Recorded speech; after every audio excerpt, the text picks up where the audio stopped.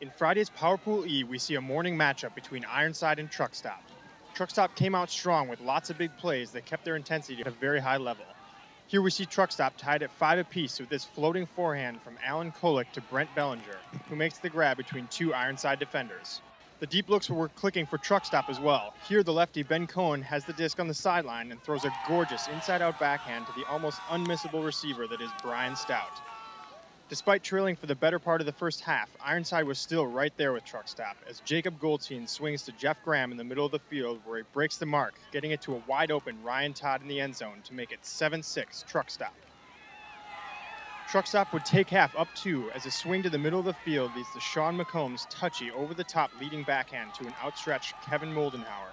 Great first-half stuff from Truck Stop. Ironside came out hot in the second half, rattling off 4 straight to take the lead, and they never looked back. After a swing to the middle, Seth Crockford spends some time scanning the field with no mark. He then calmly places a soft hammer in the hands of Ryan Todd.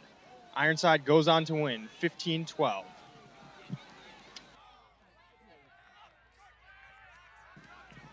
The other morning game in Power Pool E was between top-seeded Revolver and Austin's Double Wide.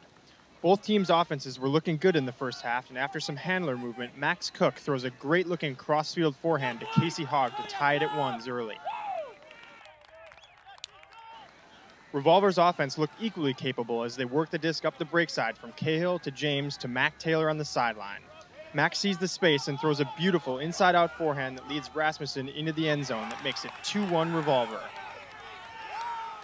A nice around backhand leads to Kieran Thomas hitting Max Cook with a short break mark forehand. Cook immediately continues the string of breaks with a short backhand huck to Chase Hudson for the score, 3-all. At 14-10 and game point for Revolver, Cassidy Rasmussen falls over as he puts the forehand huck out in front of Josh Wiseman for the 15-10 Revolver win that guarantees them a spot in Saturday's quarterfinals.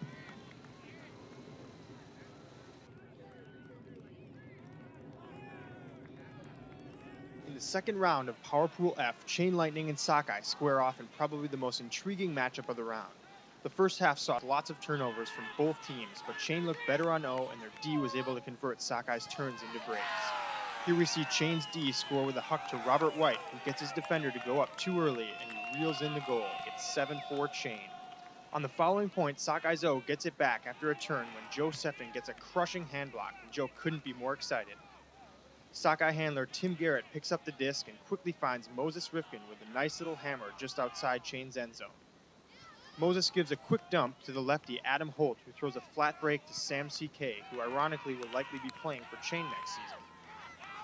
Second half, Chain's D would rack up the breaks, frustrating the Sockeye O-line by converting on the Fish's mistakes. Greg Swanson of Chains shows off this perfect break mark backhand around the mark to Josh Zipperstein in the end zone. Zip was unstoppable and led Chain to a 15-9 win.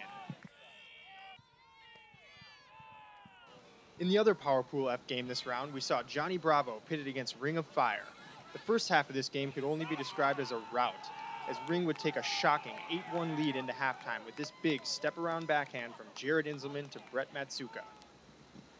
Ring continued their dominance as we see Jared Inselman again, this time going deep and fending off his defender to snatch a hanging disc in the end zone to make it 11-4 Ring. Bravo briefly found their form in the second half when they went on a 4-point run. Going upwind, Bravo's Hilka Snyder earns an under near the sideline, steps way out, and sneaks a perfect backhand up the line to Brian Bogle to make it 12-6 Ring. After a swing to a healthy Stephen Poulos in the middle of the field, he launches a huge forehand rip that two Bravo defenders are able to get under. But Josh Berkowitz goes up between them to make the grab for the goal and the 12-4 advantage. Ring will go on to roll to a 15-11 victory.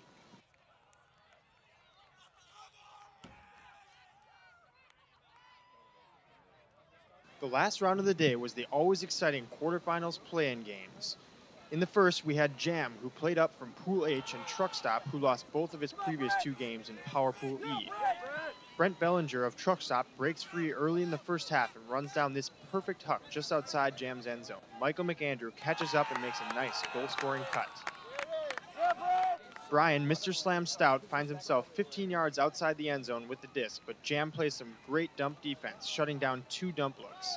A few pivots later, Stout has to get rid of it, and he lifts a backhand over the defense, and it's pulled down for the truck stop goal.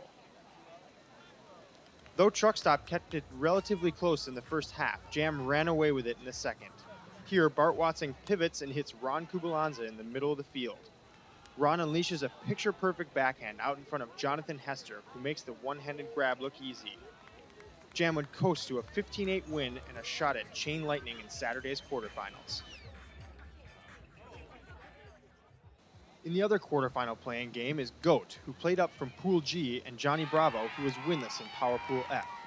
After a scuba from John Hassel to Andy Ochterlony in the corner just outside the end zone, Andy dumps to Derek Alexander. Derek scans upfield and eventually throws a cute high-release backhand over his mark to Tolia Vasiliev for the goal. Later, we have Goat swinging the disc out to John Hassel on the sideline, where he without hesitation bombs a huge backhand down the line that hits David Pilcher perfectly in stride for another Goat goal.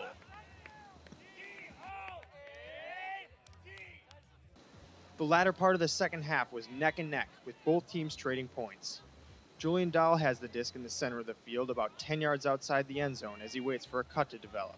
Keith Borsheim comes across the width of the end zone, and Julian throws a beauty of a high-release break mark backhand, and Bravo scores.